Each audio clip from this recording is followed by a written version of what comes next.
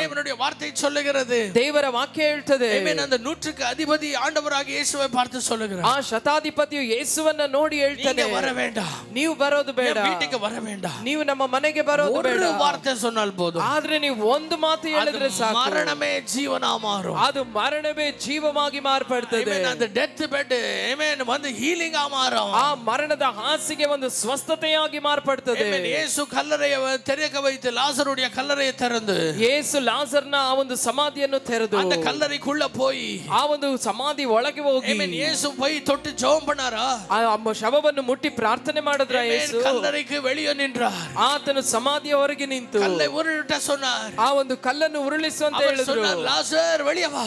ಆತನು ಹೇಳಿದ್ದು, ಲಾಜರೇ ಹೊರಗೆ ಬಾ. அந்த வார்த்தை, ಆ ವಾಕ್ಯ, கொழுத்து போன அந்த 4 நாளான அந்த சரீரத்துக்குள்ள ஜீவன் வருகிறது. 4 ದಿನದಿಂದ ಕೊಳೆತು ಹೋದಂತಹ ಶರೀರದೊಳಗೆ ಜೀವ ಬರ್ತದೆ. ಆಮೆನ್. ಬಾಡಿ ಡಿಕೇಯಿಂಗ್ ಪ್ರೊಸೆಸ್ ಗೆ போயிடுச்சு.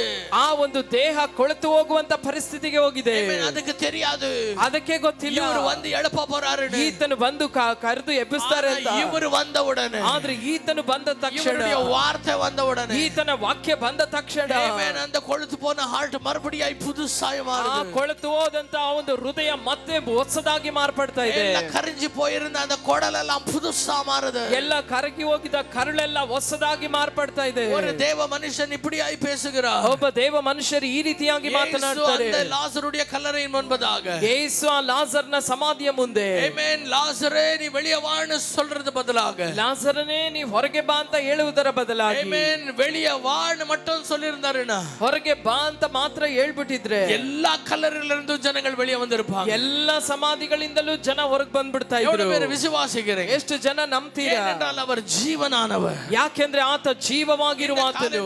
ஆண்டவர் சொல்லுகிறார், ಆ ಒಂದು ಮುಂಜಾನೆ ಸಮಯದಲ್ಲಿ ದೇವರು ಈಗ ನಿಮಗೆ ಹೇಳ್ತಾ ಇದ್ದಾರೆ, ಆಮೆನ್, அந்த சோதோம் கொமோராவை ஜனங்களை போல அற்புதத்துக்காக வாழாதீங்க. ಆ ಸೋದೋಮ್ ಗೊಮೋರದ ಜನರ ರೀತಿಯಲ್ಲಿ ಅದ್ಭುತಕ್ಕಾಗಿ ಜೀವಿಸಬೇಡಿ. பேதை மக்களை போல அற்புதத்துக்காக வாழாதீங்க. ಲೋಕದಲ್ಲಿರುವ ಮೂರ್ಖ ಜನರಂತೆ ಅದ್ಭುತಕ್ಕಾಗಿ ನೀವು ಜೀವಿಸಬೇಡಿ. ஒரே ஒரு சைன் தான், ஒரே ஒரு அறிகுறை தான், அதுதான் சோதோம் கொமோராவில கர்த்தர் காட்டின ஒரு காரியமா இருக்கும். ನಿಮಗೆ ತೋರಿಸಿದಂತ ಸೂಚನೆ, ಆ ಒಂದು ಕಾರ್ಯ ಸೋದೋಮ್ ಗೊಮೋರದಲ್ಲಿ ತೋರಿಸಿದಂತ ಕಾರ್ಯವಾಗಿರ್ತದೆ. ಆಮೆನ್ சொல்றீங்க? ಎಷ್ಟು ಜನ ಆಮೆನ್ ಅಂತೀರಾ? ದೇವ பிள்ளைகளாக, ಆದ್ರೆ ದೇವ ಮಕ್ಕಳಾಗಿ நீங்க நம்ப வேண்டியது தேவனுடைய வார்த்தையை.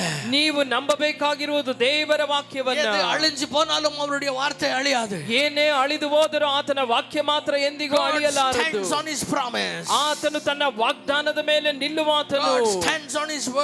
ಆತನು ತನ್ನ ಮಾತಿಗೆ ಆತನು ಅದನ್ನು ನೆರವೇರಿಸುವಾತನು. ನಾವು ಆಶೀರ್ವದಿಸಲ್ಪಟ್ಟ ಜನ. ನಾವು ಹಳೆ ಒಡಂಬಡಿಕೆಯ ಜನರಿಗಿಂತ ಹೆಚ್ಚಾಗಿ ಆಶೀರ್ವಾದ ಹೊಂದಿದವರು. ಯಾಕೆಂದ್ರೆ ದೇವರ ವಾಕ್ಯ ನಮ್ಮೊಂದಿಗಿದೆ. ವೇದத்தை உங்களுடைய கையில பிடிக்கிறது அது பெருமையான ஒரு காரியம். ನಿಮ್ಮ ಕರದಲ್ಲಿ ನಿಮ್ಮ ಸತ್ಯವೇದವನ್ನು ಹಿಡಿಯುವಂತದ್ದು ಒಂದು ಹೆಮ್ಮೆಯ ವಿಷಯ.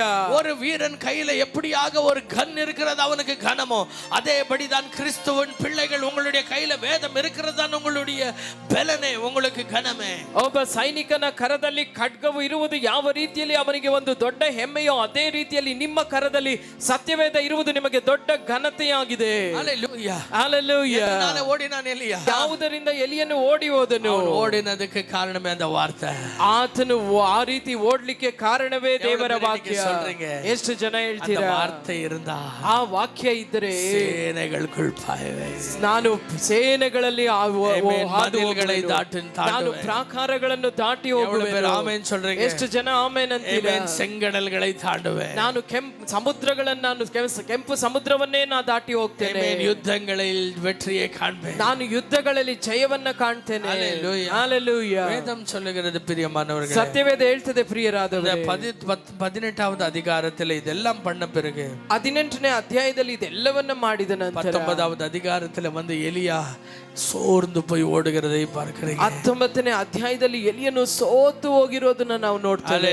ಹಲ್ಲೆಲೂಯಾ. ಸೋರ್ದು போய் விட்டு ஆமென் வாழ்க்கையே வேண்டாம் என்று இருக்கிற நிலைமை, ಸೋತು ಹೋಗಿ ಜೀವನವೇ ಬೇಡ ಅನ್ನುವಂತ ಒಂದು ಪರಿಸ್ಥಿತಿ. ஹல்லேலூயா, ஹல்லேலூயா. என்னெல்லாம் பண்ண பார்க்கிறார் எலியா, ஆனா ஒண்ணுமே முடியல.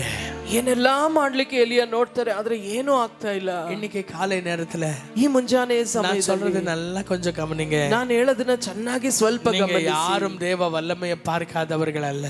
ನೀವು ಯಾರು ದೇವರ ಬಲವನ್ನು ನೋಡದೇ ಇರುವವರಲ್ಲ. அவருடைய வார்த்தையின் வல்லமையை பார்க்காதவர்கள் அல்ல. ಆತನ ವಾಕ್ಯದ ಬಲವನ್ನು ನೋಡದೇ ಇರುವವರಲ್ಲ. மனம் தொட்டு சொல்லுங்க, ಮನಸ್ಸು ಮುಟ್ಟಿ ಹೇಳ್ರಿ, இதுவரையிலும் நீங்க ஓடிட்டு இருக்கிறது அந்த வார்த்தையினால தானே. ಇದುವರೆಗೂ ನೀವು ಓಡ್ತಾ ಇರುವುದು ಆ ವಾಕ್ಯದಿಂದ ತಾನೇ. ஆமாவா இல்லையா சொல்லுங்க. ಹೌದಾ ಇಲ್ವಾ? எத்தனையோ பேர் வந்தாங்க, ಎಷ್ಟೋ ಜನ ஆறுதல் படுத்தினாங்க, ಎಷ್ಟೋ ಜನ ಆದರಣೆ ಸಂತೈಸುವಿಕೆಯನ್ನು ಮಾಡಿದ್ರು, தைரியம் பேசினாங்க, ಧೈರ್ಯವನ್ನು ಹೇಳಿದ್ರು. ಆದ್ರೆ மாறாமல் இருக்கிறது, ಮಾರ್ಪಡದೆ ನಿಂತಿರುವಂತದ್ದು, அசையாமல் என்னை நிறுத்திருக்கிறது, ಕದಲಿಸಲಾರದಂತೆ ನನ್ನನ್ನು ನಿಲ್ಲಿಸಿರುವಂತದ್ದು அவருடைய வார்த்தை தவிர வேற எதுவுமே இல்லை. ಆತನ ವಾಕ್ಯ ಬಿಟ್ರೆ ಬೇರೆ ಯಾವುದೂ ಅಲ್ಲ. அதுக்காக தான் தாவீது சொல்லுகிறார், ಅದಕ್ಕಾಗಿಯೇ ದಾವೀದನು ಹೇಳ್ತಾನೆ, நீங்க மட்டும் என் வாழ்க்கையில் இல்லாமல் போயிருந்தா ನೀವು ಮಾತ್ರ ನಮ್ಮ ಜೀವಿತದಲ್ಲಿ ಇಲ್ಲದೆ நான் ಹೋಗಿದ್ರೆ என்றோ மண்ணாய் போயிருந்தேன். ನಾನು ಎಂದೋ ಮಣ್ಣಾಗಿ அப்படி சொல்லுகிற எத்தனை சாட்சிகள் இங்க இருக்கிறது? கையை உயர்த்தி காட்டுங்க. ಆ ರೀತಿ ಹೇಳುವಂತ ಎಷ್ಟು ಸಾಕ್ಷಿಗಳು ಇಲ್ಲಿದೆ, ಕೈ ಎತ್ತಿ ತೋರಿಸಿ ನೋಡಿ. அவருடைய வார்த்தை மட்டும் எனக்கு அந்த டைம்ல இல்லாம போயிருந்திருந்தா, ಆತನ ವಾಕ್ಯ ಮಾತ್ರ ಆ ಸಮಯದಲ್ಲಿ ನನಗೆ ಇಲ್ಲದೆ ಹೋಗಿದ್ರೆ மண்ணா போயிருந்திருப்பேன். ನಾನು ಮಣ್ಣಾಗಿ ಹೋಗಿರ್ತಿದ್ದೆ. ஹalleluya, ஹalleluya, ஹalleluya, ஹalleluya. ஆனால் கர்த்தருடைய வார்த்தை ಆದ್ರೆ ದೇವರ ವಾಕ್ಯ என்னை தாங்கியது. ನನ್ನನ್ನು ಅದು ಕಾಪಾಡಿತು.